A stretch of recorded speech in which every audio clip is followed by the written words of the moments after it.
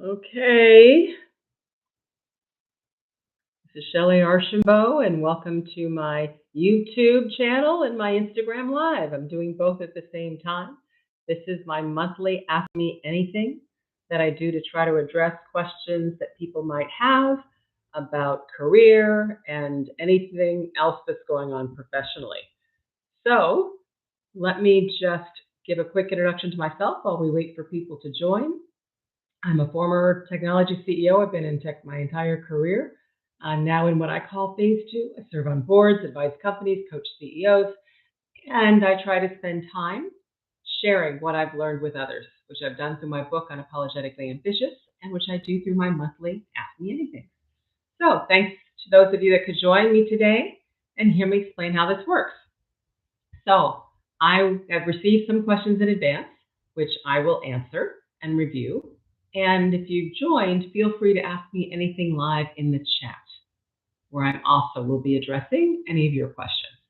So first, let me begin by focusing on the questions that people sent me in advance of this session. The first, here's a big one. How does one build executive presence? That's the question. Well, let me first start by talking about what is executive presence anyway. It's one of those things where people say, well, you know when you see it. Well, executive presence is nothing more than a set of behaviors and a way of communicating and holding yourself that others, that has people actually believe that in what you are saying and in what you represent. So the good news is these behaviors, these traits that allow you to have executive presence, they can be learned. People aren't born with executive presence. I wasn't born with executive presence. So that's the good news. If you don't think you have it, you can indeed learn it. Now, what does it take to have executive presence? Well, a few things. The first is confidence. Confidence. People see confidence first. So how do you make sure you have confidence? Well, number one, be prepared. Make sure that before you walk into a room, give your speech, make your comment, whatever, you've actually done the research and the work so that you feel confident in your suggestions, in your proposal, whatever it might be. So the first is confidence. And confidence is, yes, what you say, but it's also how you speak and how you hold yourself. When it comes to speaking, this is an area it's important to focus on because people want to hear what you say, but they want to know that you're confident. So if you're suddenly speaking really fast and people can barely follow you, then they'll think that maybe you're nervous, right? So you don't want to do that. And if you use a lot of, I'll call it language tics or crutches, like, or okay, and I did this and okay, and I did that, or you know what I mean, right? Things where you repeat the same words. People also take that as a lack of confidence. It's also cadence. Are you speaking in a way in which you exude confidence in what you're saying? So I say something like, the sky is blue, or do I say, I think the sky is blue, or do I say, the sky is blue, right? Now, these are just really simple examples, but I'm trying to explain the difference. So one of the things that you can do to improve your confidence in how you speak is actually record yourself speaking. A lot of times, we don't even hear ourselves. We don't know that we're saying, or okay, or you understand, or whatever word it might be that we use over and over and over again, or that we say a lot of ums and ehs and hesitate. But when we record ourselves and listen, we'll hear it. And that will enable us to learn and therefore improve. So record yourself. It's really easy. Just push the record button on your cell phone whenever you're making a comment or giving a speech or making a point. People don't have to know you're actually recording yourself. And then listen so that you can take back and learn what you need to practice. And notice I use the word practice. Nobody wakes up in one day, is good on their feet, and able to speak really well. It takes practice. So give yourself practice. If you've got a big presentation coming up, or if you know you're going to make a few key points in a meeting, then practice what you're going to say. Get confident, and that will come across and show up in presence. Presence is also how you carry yourself. Are your shoulders up and straight, or are you hunched and leaning forward, right? Are you carrying yourself in such a way that you look relaxed, Or are you twitching, shaking your leg, bouncing your foot, acting nervous? All of those things create and drive presence. Now, there's a whole lot more. But what I would tell you, if you start with those first two, confidence and how you communicate, you can make huge headway in actually building your own executive presence. And trust me, the value of having strong executive presence isn't just in your ability to hopefully land a promotion or impress somebody. But one of the biggest advantages of having executive presence is in your ability to inspire and lead others. And frankly, it's hard to get ahead without being able to do both those things really well. So it's worth investing in yourself and investing in building that executive presence. So great question. Thank you. Next one. How do you get into the right recruiters' databases? Okay, so this isn't an area in which I'm an expert. But what I can tell you is most recruiters these days focus a lot on LinkedIn. That's where they do all their data mining and research to see if they can uncover right people and their overall skills and capabilities. So what I would tell you is it's worth investing to make sure that your LinkedIn profile represents accurately what you do, what you're capable of, your skills. So spend some time and make sure it's actually accurate and effective. You know, a lot of people create a LinkedIn profile and then don't touch it again until maybe they change jobs or companies. What I tell you is you want to go back and update it, because even if you've been in the same job a couple of years or at the same company for even longer, you may not have updated current roles. You may not have updated current responsibilities and or accomplishments that you've had. Those are things executive recruiters are going to be looking for, especially if you've built new skills or worked in new and evolving areas. Make sure those are also highlighted. Okay, next. I'm new to human resources in the US. How do I navigate HR? How do I get mentorship and progress in my career? My focus is to be a strategic partner at the C-level one day. What must I be doing to actually reach this?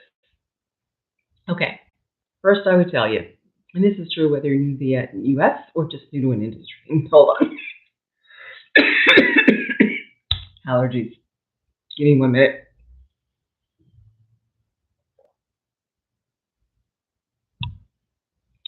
Join professional organizations. There are a lot of different organizations, and most have regional groups or clubs. Get involved. And if they have multiple options available, then go participate in multiple and figure out which one you actually want to get involved with. But here's the key. Don't just join and then show up at like networking hour, talk to people and leave.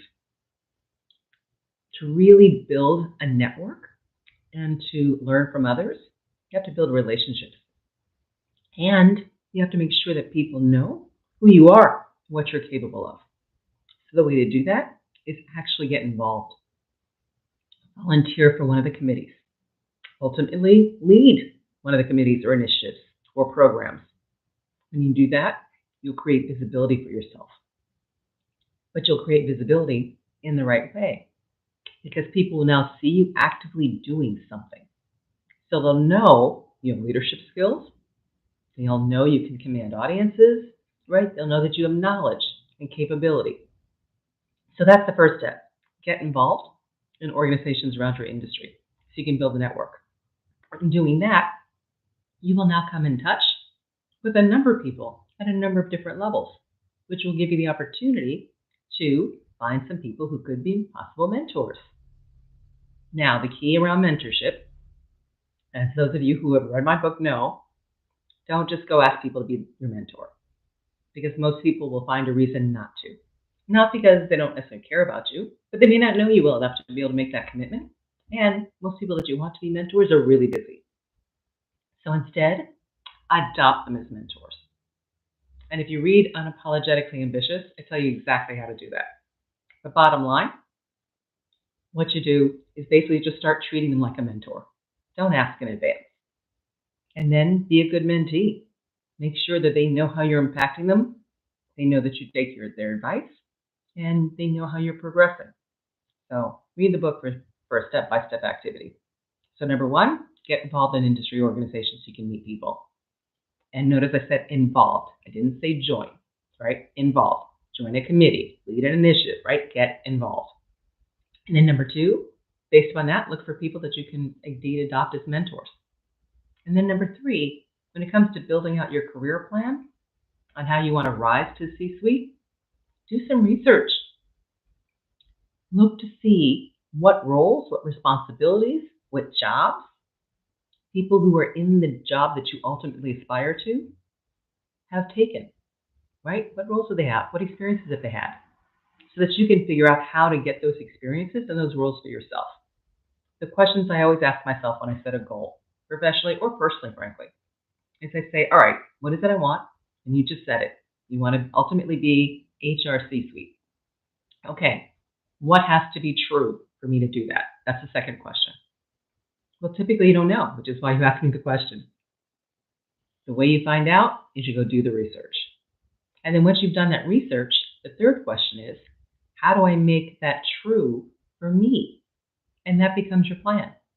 That helps you figure out what skills you need to build, what jobs you should be going after. And then as you work each step of the way, use mentors, talk to people who've been in those jobs, right? To find out how you can be the best you can possibly be at the job when you execute on it. And then the last point I'll share is you can do all of that, but if you don't perform, and when I say perform, I mean perform above expectations, it's going to be hard for you to actually move forward. So performance is always the key. That means you want to achieve what's been asked of you, but you also want to make sure that you stand out and overachieve in some areas because that's what they're looking for. And while you're doing that, you're demonstrating leadership. Because when you demonstrate leadership, then they see you as a leader and they'll move you up as a leader. If you just perform at the job you've got, but you aren't demonstrating leadership skills, then you'll stay at the job you've got. You'll get great ratings and you'll get praises, but you may not get that promotion. All right, hope that helps. Next, what is your advice to women looking to do board work? What practical knowledge is most desirable on the boards you work on? Okay, so here's the thing about boards. A board of directors has responsibilities to the shareholders to ensure that the company is indeed executing in the best way to deliver the right returns to shareholders, that they are doing the right thing by their communities and by all their key stakeholders, their employees, suppliers, right, etc. All right. But in the boardroom, the CEO and the leadership team and the shareholders expect that there's value you're going to be adding in that boardroom. So the best skills that you can build and the best experiences you can have are to actually have operating roles at scale or in very specific areas that are in very high demand. Because at the end of the day, a board role is just like any other role. A board role is a job, and there are a lot of people competing for the job. So it's all about how do you build the right skills and experience so that people want you on the board versus someone else. And typically, when you look at CEOs and you look at boards of directors, they want people who have either been CEOs before, right, run companies, because it's always helpful to have a certain number of people on the board who understand what the CEO is going through and what it takes to actually build a business. Second area, you always need financial expertise on the board. And then the other areas then come around to a set of skills that each board defines for itself that they need. Typically, they want people who have experience in the industry. They want people who have experience in the technology, digital arena. They may want people who have experience in the customer, go-to-market side of the house. They may want, depending on what they are, very specific skills. There might be legal skills. There might be HR skills. It might be skills around AI. Who knows? But understand that typically when a board is looking to recruit people, they want people who have multiple skills and experiences that they're looking for. In all of my boards, we actually create a skills matrix, which means based on the strategy, we say, here are the skills we want on our board. Well, that's skills, and that's a very broad term because that can also include experiences, backgrounds, etc.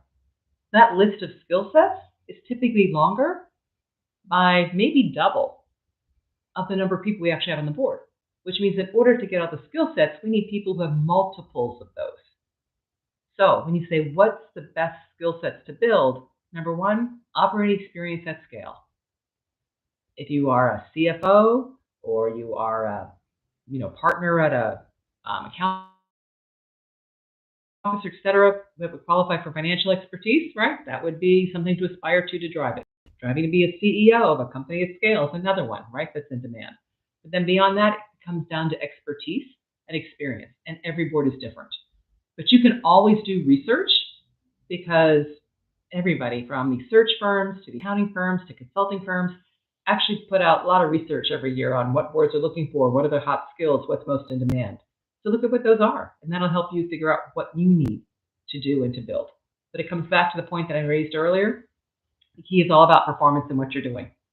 Because at the end of the day, you're going to be competing for that role. So they're going to be looking to see what you bring as it compares to what others have. All right? Hope that helps. Okay, next question. And actually, let me just do a reminder. If you've tuned in either live or on Insta, feel free to ask questions.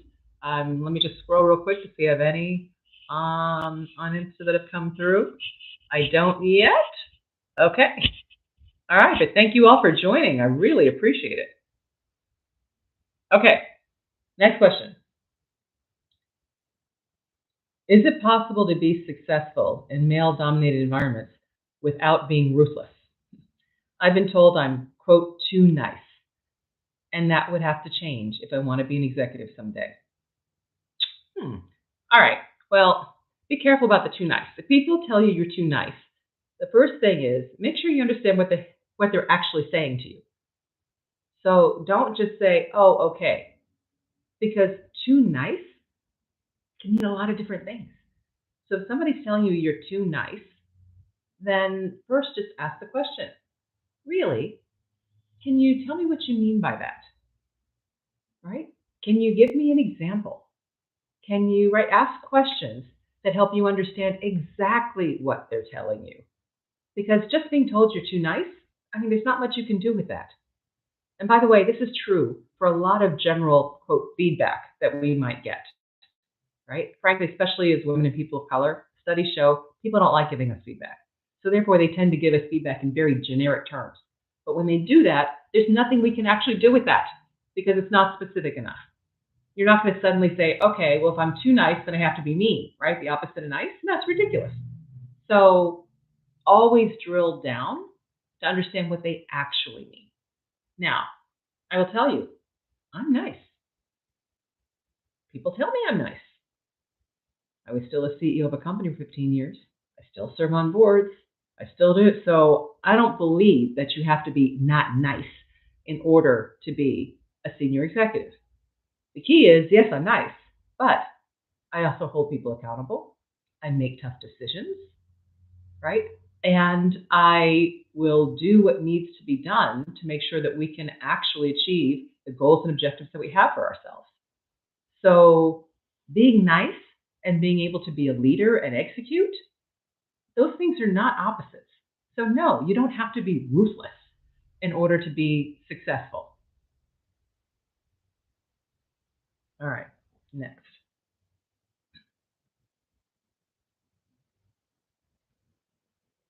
What do you make of the current backlash for diversity efforts? And what are our best methods to continue? Great question and very timely. I will tell you, is it easy to suddenly be disheartened, right? To read about, Supreme Court decisions and a lot of backlash in the paper and different issues that different universities, because that tends to be the focus right now, are facing? The answer is yes. But what I will tell you is just about any area of change that we go through or experience goes through the curve. What I mean by the curve is, we make progress, and we slip back. We make progress, and we our company grows. Very few companies go straight up and to the right in a solid line, always positive, right? You go up, you come back, you go up. And why is that? Because as you're making progress, you are making change. Companies and people, frankly, don't want to change. Most people don't want to change. They want everybody else to change, but they don't really want to change. And that's just kind of human nature. So, with all the focus on diversity in the recent years, what we've seen is, oh, there's been progress. Oh, we've asked for a lot of changes, and people are getting nervous and worried and frankly don't like to change. So you see pushback. That doesn't mean we stop. It doesn't mean that what we're trying to do is not the right thing to do. It is. So what it means is you keep pushing forward anyway. Keep pushing forward anyway. The companies I'm involved in, everybody's still just as focused on diversity. They may not be talking about it as verbally and as publicly and as loudly, right, as before because of the backlash and things that are going on, but they have not changed their behavior. So the key is hold fast, keep moving forward, keep doing what's right. Because every study out there shows that diversity in just about everything enables companies, organizations to perform better. So keep doing what's right, which most strong leaders are doing. They are still doing what they believe is right and just figuring out how to do it in a legal way. Next one. I'm seeking a new executive role. I know I need to expand my network at C-suite and the CEO and board levels. What approaches have you found to work well? And what about when you don't have a warm intro? How do you handle it? Okay, so first of all, networking is not tactical. And what I mean by that is now you're looking for executive roles, so now you need to network. All right, what I would tell you is yes, you do, but you should have been doing it all along. Now, I know I'm direct, I'm straightforward. Networking is something that we should always be doing. Because when you do it in a tactical way, meaning you don't reach out to contacts that you have or people for months, years, decades, and suddenly it's like, oh, I need a job, and you start reaching out to everybody, well, guess what? People feel a little used. It's like, wait, you weren't interested in talking to me before, and now all of a sudden you are? So your level and ability to actually get help diminishes. So, I mean, yes, still do it because you need a job, so you should be networking. But what I'm suggesting is networking is an ongoing effort because networking is not just how many people you have in your phone contact database. Networking and your network are how many people you actually have real relationships with. Real relationships with. And I define a network are the number of people who will do something for you when it's not convenient. Right? When it's not convenient. Well, think about it. You only do something for someone else when it's not convenient when you feel you have a relationship, right? You feel, okay, I'll do this because you need it and I care about you and I know you care about me. So build real relationships. And those are things that you have to do over time. And frankly, it's not as important how many as much as it is that you have relationships that are indeed strong that you can leverage and use when you need them. And they know that they can leverage and use you when you need it as well. Now, that all said, now you're in a tactical situation and you need a job. So, number one, get out there.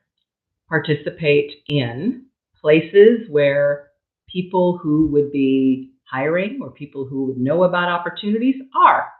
So, back to professional organizations in your industry. Maybe it is organizations such as your alma mater, right, etc. But start participating so that you get a chance to engage, interact with people, and then you can share, oh, by the way, I happen to be looking for a job and blah, blah, blah. Do you know anybody I should talk to? Or do you know anything that might be available? Right? Those are the ways to do it. And then ask people when you're talking with them if they know any recruiters in this space that they might be able to introduce you to. That's how you get introduced to recruiters. But bottom line is you have to get out there. This isn't a matter of just sending a whole bunch of emails to a lot of people. Work on how to engage. And engage whether it's in person, whether it's a phone call, because you want to make it personal.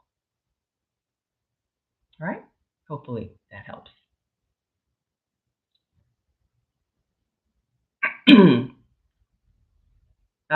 Then I got the same question, but how do you do it to network towards for-profit board roles?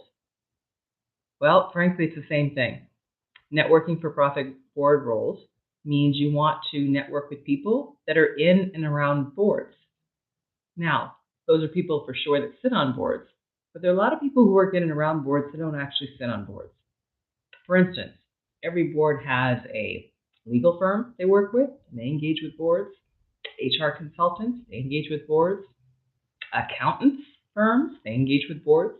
So if you know people in those areas, network with them as well and let them know you're interested in serving on boards. And do they know anyone that might make sense for you to talk to given your interest? And then don't forget the recruiters. There are definitely recruiters that focus specifically on placing boards of directors, or directors, if you will, on boards. You want to make sure they know who you are and your background. So again, ask people that you know if they know any recruiters that maybe you should talk to and could do an introduction. Warm introductions are always the best. At the senior-most level, cold intros are the hardest because everybody's busy. And if they don't know you, they don't know your skills, they don't know if they should be doing anything personally to support you. Because if you're not very good or you don't have a good reputation, they don't want that to reflect on them. That's why cold intros are so hard. All right, next one. How do you gain credibility and earn trust in your ability to provide consulting services in areas that you've been successful in, as well as newly acquired skills where you may not have experience? All right, first, if you're going to get into consulting, you always need to start in an area in which you actually have skills and experience. Because you're right, why would I hire you if you don't have the expertise?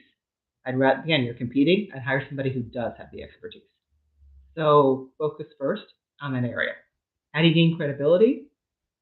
Get published. Write articles. If your expertise is, I'm going to make it up, customer success, right? How do you build great customer success models? Then start writing articles on effective ways to create customer success models. Profile companies that have done this well, but you write the profiles, right? So now your name gets associated with these things. Where do you start writing? First, you can just do it on LinkedIn. Make it very easy. Second, many publications, especially online publications, are always looking for content. So look for publications that target the kind of clients you want in the areas that you are focused on. So let's go back to customer success. If your focus is customer success, then any of the periodicals or online websites that have to do with sales, customer growth, customer retention, but all those things are ones that would be perfect targets, right? You can always write a book. That's a bigger investment of time. You start speaking on the topic. Again, people are typically looking for experts to be able to speak, participate. There's podcasts, right, that might be related to your area. But just figure out how you get your name out there and associated with the area in which you are interested in. Then once you have clients, use those clients to refer you to other clients. And then when you talk about bringing new skill sets, the best way to introduce a new skill set is with an existing client. Because now you've already built trust with them. They know you're capable of delivering. They know what you can do. So when you say, I'm now able to do X, Y, Z as well as a result of whatever it might be, they'd be willing to give you a little benefit of the doubt versus a brand new client would not. So that's how to expand. All right. Well, folks, those are all the questions that I had that came in advance. Let me just quickly check my LinkedIn Live and see if there's any sitting here that I didn't see. And nope, I don't. So I think we're good. Thank you very much for joining. I do this once a month. Feel free to register on my YouTube channel to get notified in advance, or follow me on LinkedIn and Instagram. I always announce the AMAs when I do them. Hope I'll see you next month. Take care, everybody. Bye-bye.